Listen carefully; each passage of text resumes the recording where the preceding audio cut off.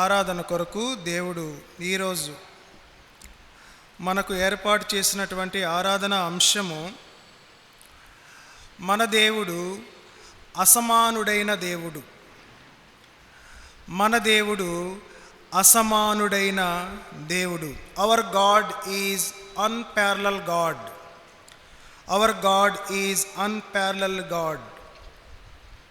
ఇర్మియా గ్రంథం 10వ అధ్యాయము 6వ వచనంలో ఈ మాట రాయబడి ఉన్నది. ఇర్మియా గ్రంథం 10వ అధ్యాయము 6వ వచనంలో, యెహోవా నిన్ను పోలిన వాడెవడునూ లేడు, నీవు మహాత్యము గలవాడవు, నీ శౌర్యమును బట్టి నీ నామము ఘనమైన దాయను. చాలు. అక్కడ రాయబడిన మాట ఏమిటంటే, యెహోవా నిన్ను పోలిన వాడెవడునూ లేడు. మనం ఆరాధించే మన దేవుడు అసమానుడు. ఆయనను పోలిన వారు ఎవరునూ లేరు. దేవదూతల్లో కావచ్చు, మానవుల్లో కావచ్చు, దేవుళ్ళు అని చెప్పుకుంటున్న వారిలో కావచ్చు, యెహోవాను పోలిన వారు, మనం ఆరాధించే దేవుణ్ణి పోలిన వారు ఎవరునూ లేరు. మన దేవుడు అసమానుడు. ఆయనతో సమమైన వారు, సరి అయిన వారు ఎవరూ లేరు. ఆయనని ఎవరితో పోల్చటానికి కూడా వీల్లేదు. ఆయన సాటి లేని దేవుడు. అంత మాత్రమే కాదు, ఆయన శక్తి, ఆయన సామర్థ్యం, ఆయన వ్యక్తిత్వం, స్వభావంలో కూడా ఎవరు ఆయనకి పోటీ రారు, ఎవరు ఆయనకి సరిలేరు. ప్రేమించే విషయంలో కావచ్చు, మనుషులను పాపము నుండి రక్షించే విషయంలో కావచ్చు, మానవులైనటువంటి మన మీద కనికరం, జాలి, దయ చూపించే విషయంలో కావచ్చు, ఈవెన్ త్యాగాలలో కూడా మన దేవునికి సాటి అయిన వారు ఎవరూ లేరు. అంత గొప్ప దేవుణ్ణి మనం ఆరాధించబద్ధులమై ఉన్నాం. తనను తాను తగ్గించుకునే విషయంలో కూడా మన దేవునికి సాటి అయిన వారు ఎవరు లేరు. దేవుని యొక్క వ్యక్తిత్వం అనేది, మరియు ఆయన స్వభావం అనేది, ఆయన అధికారం, ఆయన జ్ఞానం, ఆయన ప్రేమ, ఆయన చూపించే న్యాయం, ఆయన శక్తి మరియు ఆయన పరిశుద్ధత, ఇవన్నీ సాటి లేనివి. దేవునిలో చాలా గొప్ప గుణలక్షణాలు ఉన్నాయి. ఆయన ఏ విషయంలోనూ కూడా మిగిలిన వాళ్ళు ఆయనతో పోల్చుకోవడానికి వీల్లేదు. అన్ని విషయాలను ధ్యానించడానికి మనకి సమయం సరిపోదు. కానీ కొన్ని విషయాలు, ఆయన ఏ విషయాల్లో సాటి లేని వాడో కొన్ని విషయాలను వాక్యానుసారంగా ధ్యానించి ఆరాధన చేద్దాం. నెంబర్ 1, ఈరోజు మన ఆరాధన అంశం ఏమిటంటే, మన దేవుడు అసమానుడైన దేవుడు కదా, సాటి లేని దేవుడు అని చెప్పుకుంటున్నాం కదా. మరి ఆయన ఏ విషయాల్లో సాటి లేని వాడో కొన్ని ఆరాధన అంశాలు ధ్యానించే ప్రయత్నం చేద్దాం. నెంబర్ 1, ఆయన సాటి లేని అధికారం కలిగిన దేవుడు. నెంబర్ 1, ఆయన సాటి లేని అధికారం కలిగిన దేవుడు, అన్పారలల్డ్ అథారిటీ కలిగినటువంటి దేవుడు. దీనినే ఆయన యొక్క సార్వభౌమాధికారం అని అంటారు. ఆయన సార్వభౌమాధికారం కిందే అందరూ ఉన్నారు.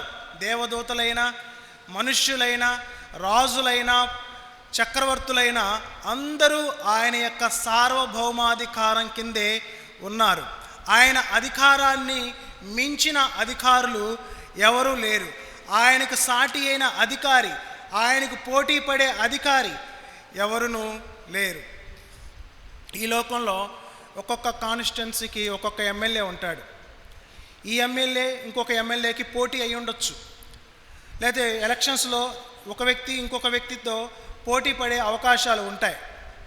లేకపోతే ముఖ్యమంత్రి రేసులో కూడా పోటీ ఉంటుంది. కానీ దేవుని యొక్క అధికారం విషయంలో దేవుని అధికారాన్ని ఎదుర్కొనేంత అధికారం కలిగిన వ్యక్తి కానీ శక్తి కానీ ఈ భూమి మీద ఎవరికీ లేదు. అంతటి అసమానమైనటువంటి అధికారం కలిగిన దేవుడు మనం ఆరాధించే దేవుడు. ఈ విషయాన్ని స్పష్టం చేస్తూ యెషయా గ్రంథం 46వ అధ్యాయము 9వ వచనంలో ఈ మాట రాయబడి ఉన్నది. యెషయా గ్రంథం 46:9.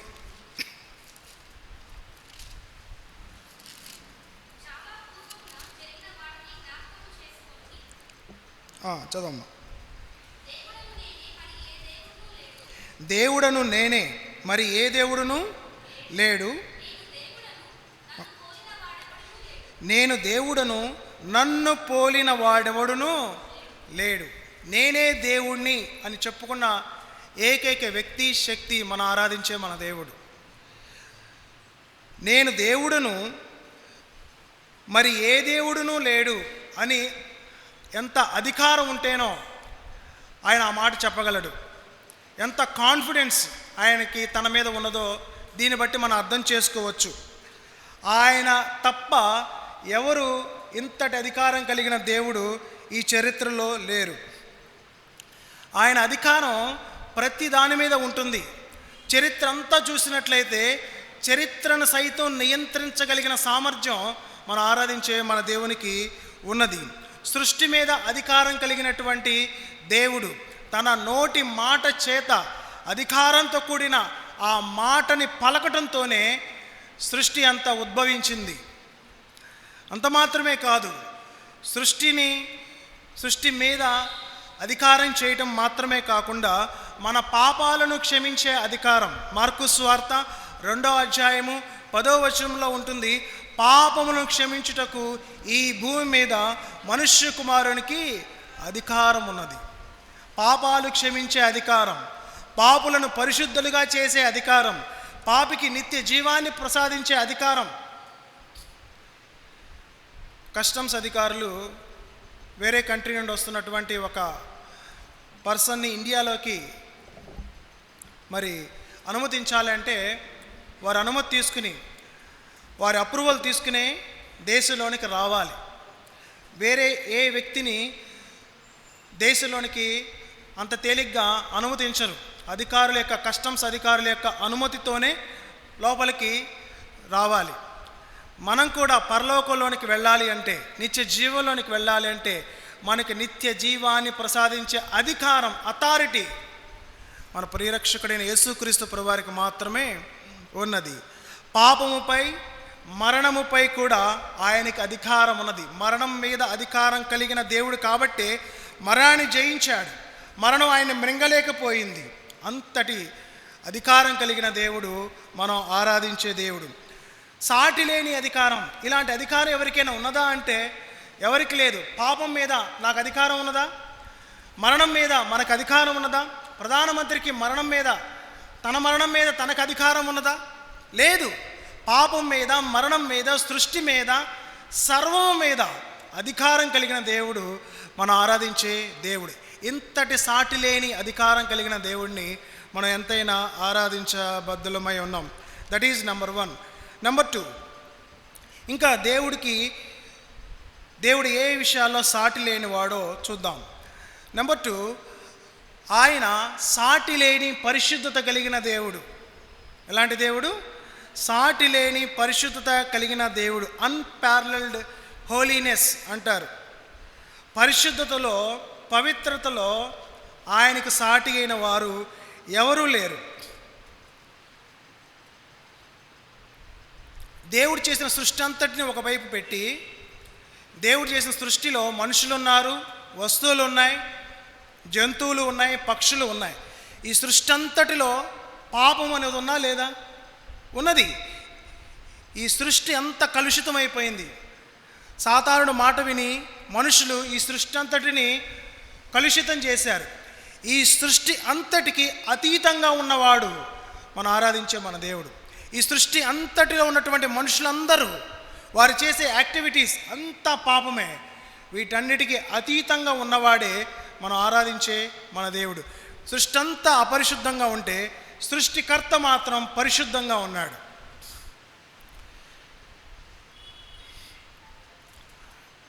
పరిశుద్ధతలో సాటి అయిన వారు ఆయనకెవరు లేరు. ఆయన స్వాభావికంగా అనగా నైతికంగా పరిశుద్ధుడు, పవిత్రుడు మరియు పరిపూర్ణుడు. ఇంతటి పరిశుద్ధుడైన దేవుణ్ణి ఎంతైనా మనము ఆరాధించబద్ధులమై ఉన్నాం. ఈ విషయాన్ని స్పష్టం చేస్తూ నిర్గమాకాండం 15వ అధ్యాయము 11వ వచనంలో ఈ మాట రాయబడి ఉన్నది. నిర్గమాకాండం 15:11. యెహోవా, వేల్పులలో నీ వంటి వాడెవడు, పరిశుద్ధతను బట్టి నీవు మహనీయుడువు. చాలక్క. అక్కడ రాయబడిన మాట ఏమిటంటే, వేల్పులలో నీ వంటి వాడు ఎవరూ లేరు. దేవతలలో ఆయన వంటి వారు ఎవరూ లేరు. దేవదూతలు పరిశుద్ధులే. దేవదూతల పరిశుద్ధతను మించిన పరిశుద్ధత కలిగిన దేవుడు మనం ఆరాధించే మన దేవుడు. దేవదూతలు ఏ పాపము చేయలేదు. ప్రస్తుతం దేవుని సన్నిధిలో ఉన్నటువంటి దేవదూతలు ఏ పాపము చేయలేదు. వారి పరిశుద్ధతను మించిన పరిశుద్ధత కలిగిన దేవుడు మనం ఆరాధించే మన దేవుడు. ఎందుకంటే ఆయన స్వాభావికంగా నైతికంగా పరిశుద్ధుడు. ఈవెన్ పరిశుద్ధులైన వారు సైతము, పరిశుద్ధులైన దేవదూతల సైతము ఆయన్ని ఏమని ఆరాధిస్తూ ఉంటారంటే, యెషయా గ్రంథం 6వ అధ్యాయము 3వ వచనం. పరిశుద్ధులు సైతము ఆయనను ఏ విధంగా ఆరాధిస్తూ ఉంటారంటే, యెషయా గ్రంథం 6:3.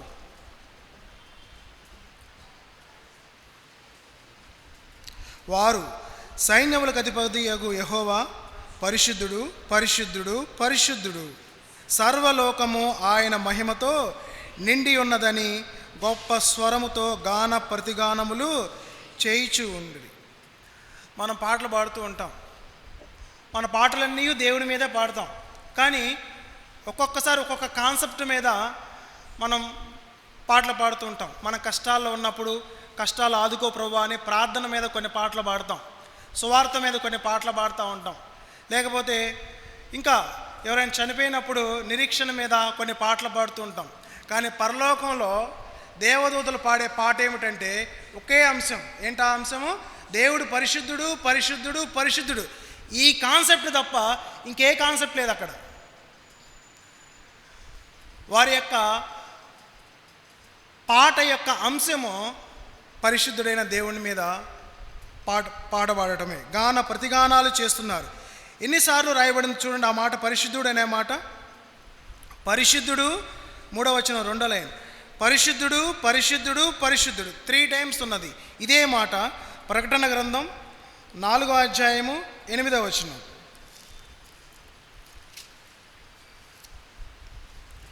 ప్రకటన గ్రంథం 4వ అధ్యాయము 8వ వచనంలో, ఈ 4 జీవులలో ప్రతి జీవికి 6 రెక్కలుండెను.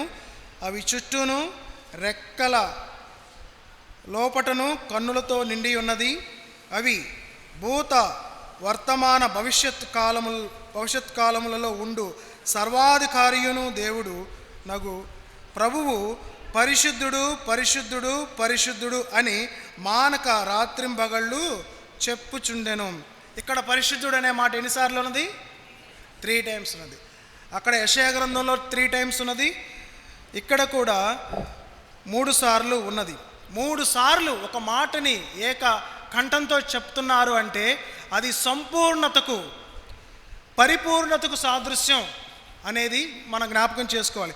ఎంత పరిశుద్ధుడైతేనో అన్నిసార్లు రిపీటెడ్గా ఆయన పరిశుద్ధుడు, పరిశుద్ధుడు అని పరిశుద్ధులైన దేవదూతలు సైతం ఆరాధన చేస్తూ ఉన్నారు. పరిశుద్ధతను బట్టి ఆయన మహనీయుడు. అలాంటి మహనీయుడైన దేవుడు ఈ భూమి మీద ఎవరూ లేరు. పవిత్రత విషయంలో ఆయనే అంబాసిడర్గా ఉన్నాడు. పవిత్రత విషయంలో ఆయనే అందరికీ మాదిరిగా ఉన్నాడు. అంతటి సాటి లేని పరిశుద్ధత కలిగిన దేవుణ్ణి ఎంతైనా మనము ఆరాధించబద్ధులమై ఉన్నాం. 3వ అంశము, ఇంకా దేవుడు ఏ ఏ విషయాల్లో సాటి లేనివాడంటే, 3వ ఆరాధన అంశం ఏమిటంటే ఆయన సాటి లేని జ్ఞానం కలిగిన దేవుడు. సాటి లేని జ్ఞానం కలిగిన దేవుడు, సర్వజ్ఞాని అయినటువంటి దేవుడు.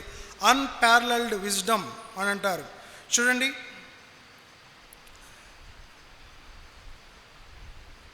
హెబ్రీయులకు రాసిన పత్రిక 4వ అధ్యాయము 13వ వచనము.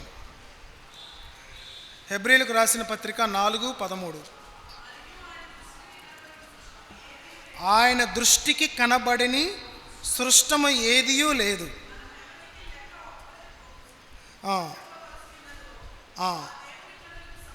ఆ దేవుని కన్నులకు సమస్తమును మరుగు లేక తేటగా ఉన్నది. సమస్తము ఎరిగినవాడు, ఆయనకు మరుగైనది ఏదియూ లేదు.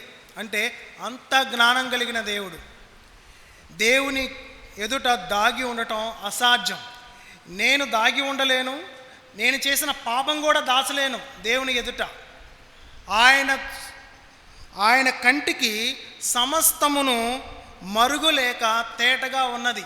అంత సర్వజ్ఞానం కలిగిన దేవుడు, సమస్తమును ఎరిగిన దేవుడు, నా హృదయాంతరంగాలు ఎరిగిన దేవుడు, నా హృదయ స్థితి, మన అందరి హృదయ స్థితి ఎరిగిన దేవుడు, మన పాపాన్ని ఎరిగిన దేవుడు, మన శ్రమలను కూడా ఎరిగిన దేవుడు, మన దుఃఖాన్ని ఎరిగిన దేవుడు.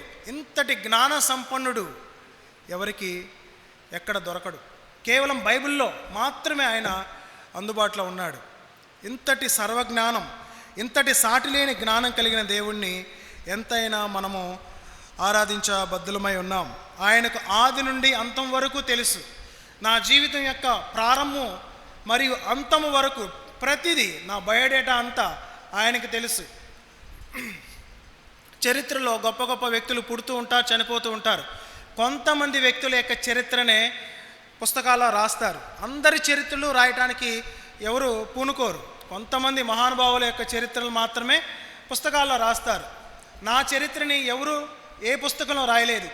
కూర్చున్న మీ యొక్క చరిత్రని ఎవరు ఏ పుస్తకంలోనూ రాయలేదు. కానీ మన చరిత్ర అంతా, మన జీవితం అంతా ఎరిగిన దేవుడు, మనం ఆరాధించే మన దేవుడు. అంత జ్ఞాన సంపన్నుడు. నేను ఏ క్షణంలో ఏ విధంగా ఆలోచించానో, ఏ సమయంలో ఏ నిర్ణయం తీసుకున్నానో, ఎప్పుడు ఏ ప్లేస్లో ఉన్నానో, ఎవరితో సంభాషించానో, ఎంత సంభాషించానో పూర్తి డేటా నా దేవుని దగ్గర ఉన్నది. అంత జ్ఞాన సంపన్నుడు మనం ఆరాధించే దేవుడు. అందుకే ఈ విషయాన్ని స్పష్టం చేస్తూ కీర్తనల గ్రంథం 147వ కీర్తన 5వ వచనంలో ఈ మాట ఉన్నది.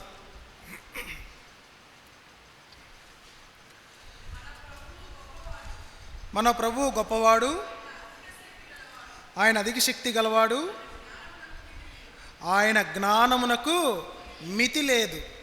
దేవునికి స్తోత్రము గానము చేయుటయే మంచిది అని పాడుకుంటాం కదా.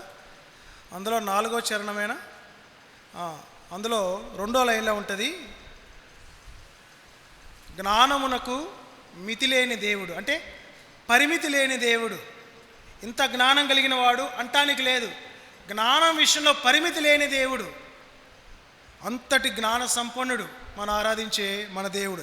ఇంతటి జ్ఞానం ఏ సైంటిస్ట్కి కానీ, ఏ మేధావికి కానీ, ఏ విద్యార్థికి కానీ, ఏ మెరిట్ స్టూడెంట్కి కానీ లేదు. ముఖ్యమంత్రి గారి దగ్గర, ప్రధానమంత్రి గారి దగ్గర చాలా లోతుగా ఆలోచించే సలహాదారులు ఉంటారు.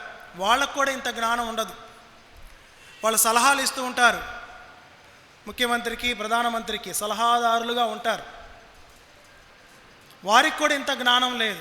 మనం ఆరాధించే మన దేవునికి ఇంతటి జ్ఞానం ఉన్నది. జ్ఞానం విషయంలో ఆయన సాటి లేనివాడు. మన హృదయ ఆలోచనలు, మన ఉద్దేశాలు అన్నీ ఆయనకు తెలుసు. ఆయనకు కనుమరుగైనది ఏదియూ లేదు. అంధకారంలో ఉన్న విషయాలు కూడా ఆయనకు తెలుసు. ప్రతిదీ ఆయనకి తెలుసు. కాబట్టి ఈరోజు మనం ఆరాధించవలసిన 3వ ఆరాధన అంశం ఏమిటంటే ఆయన సాటి లేని జ్ఞానం కలిగిన దేవుడు. చివరిగా సాటి లేని ప్రేమ చూపించిన దేవుడు, సాటి లేని ప్రేమ కలిగిన దేవుడు, అన్పారలల్డ్ లవ్. యోహోను రాసిన మొదటి పత్రిక 4వ అధ్యాయము 8 నుండి 10 వచనాలు. సాటి లేని ప్రేమ చూపించిన దేవుడు. మొదటి యోహోను 4వ అధ్యాయము 8 నుండి 10 వచనాలు నేను చదువుతున్నా. చదవండి అక్క. దేవుడు ప్రేమస్వరూపి, ప్రేమ లేనివాడు దేవుని ఎరగడు. మనము ఆయన ద్వారా జీవించున్నట్లు దేవుడు తన అద్వితీయ కుమారుని లోకములోనికి పంపెను. దీని వలన దేవుడు మన యందుంచిన ప్రేమ ప్రత్యక్షపరచబడెను. మనము దేవుని ప్రేమించితమని కాదు, తానే మనలను ప్రేమించి మన పాపములకు ప్రాయశ్చిత్తమై ఉండుటకు తన కుమారుని పంపెను. ఇందులో ప్రేమ ఉన్నది. ప్రాయశ్చిత్తంలో దేవుడు మనకు చెల్లించిన ప్రాయశ్చిత్తంలో మన పాపాలకి ప్రాయశ్చిత్తం చేశాడు కదా, ఆ ప్రాయశ్చిత్తంలో ఏమున్నది? ప్రేమ ఉన్నది. ప్రాయశ్చిత్తం చేసేంత ప్రేమ మన తల్లి కానీ, మన తండ్రి కానీ, మన కుటుంబ సభ్యులు కానీ మన పట్ల చూపించారా? ప్రాయశ్చిత్తం ఇచ్చేంత ప్రేమ. ఆ ప్రాయశ్చిత్తంలోనే ఆయన తన ప్రేమని చూపిస్తూ ఉన్నాడు. ఇంతటి ప్రేమించే దేవుడు ఈ విశ్వంలో ఎక్కడా లేరు. సాటి లేని ప్రేమను కనపరిచిన దేవుడు. ఆ ప్రేమను బట్టే ఆయన ఈ భూమి మీదకి నరావతారిగా వచ్చాడు. ఆ ప్రేమను బట్టే మనం పాపం అంతయు ఆయన భుజాల మీద వేసుకున్నాడు. పాపముగా చేయబడ్డాడు మనల్ని బట్టి. ఆ ప్రేమను బట్టే శిలువ మరణాన్ని అనుభవించాడు. ఆ ప్రేమను బట్టే మనకి నరక శిక్ష నుండి, శాపము నుండి, పాపము నుండి విడుదల అనుగ్రహించాడు. ప్రేమను బట్టే నిత్య జీవాన్ని ఈరోజు మన అందరికీ ఆయన ప్రసాదించాడు. ప్రేమించే విషయంలో, కనికరాన్ని చూపించే విషయంలో, జాలిని చూపించే విషయంలో, దయను చూపించే విషయంలో, కృపను చూపించే విషయంలో, ఈవెన్ క్షమించే విషయంలో, క్షమించి రక్షించే విషయంలో, తన సొత్తుగా చేసుకునే విషయంలో, నిత్య జీవాన్ని ప్రసాదించే విషయంలో, నిత్య స్వాస్థ్యాన్ని అనుగ్రహించే విషయంలో ఆయనకి సాటి అయిన వారు ఎవరు లేరు. దేవుని ప్రేమ అనేది చాలా త్యాగపూరితమైనది, వెలకట్టలేనిది, షరతులు లేనిది. షరతులు లేని ప్రేమ, వెలకట్టలేని ప్రేమ, త్యాగపూరితమైన ప్రేమ చూపించే విషయంలో ఆయనకి ఎవరు సాటి లేరు. ఇంతటి సాటి లేని దేవుణ్ణి, అసమానుడైనటువంటి దేవుణ్ణి ఎంతైనా మనము ఆరాధించబద్ధులమై ఉన్నాం. ఆయనకు ఆల్టర్నేటివ్ ఎవరూ లేరు. మనం 4 ఆరాధన అంశాలు చెప్పుకున్నాం. సాటి లేని అధికారం, సాటి లేని పరిశుద్ధత, సాటి లేని జ్ఞానం, సాటి లేని ప్రేమ. ఈ 4 విషయాలు కనపరిచే విషయంలో ఆయనకు ఆల్టర్నేటివ్ ఎవరు లేరు. ఒక బోధకుడు లేకపోతే ఆల్టర్నేటివ్ ఇంకొక బోధకుడు వస్తాడు. ఒక పరిచారకుడు అందుబాటులో లేకపోతే ఇంకొక పరిచారకుడు ఆల్టర్నేటివ్గా వస్తారు. కానీ ఇలాంటి దేవునికి ఆల్టర్నేషన్ ఎక్కడా లేదు. అందరూ ఒకటే కదండి అంటూ ఉంటారు బయట. అందరూ ఒకటే. ఎవరంటే మనుషులందరూ ఒకటే. దేవుడు మాత్రమే పరిశుద్ధుడు. ఈ దేవునికి ఆల్టర్నేటివ్ ఎక్కడా లేదు. కాబట్టి ఇలాంటి గొప్ప దేవుణ్ణి ఎంతైనా మనము ఆత్మతోనూ సత్యముతోనూ ఆరాధన చేద్దాం. తలలు వంచుదాం, మోకరించుదాం. ఆరాధన వర్తమానాన్ని బట్టి మాత్రమే ఆరాధన చేద్దాం.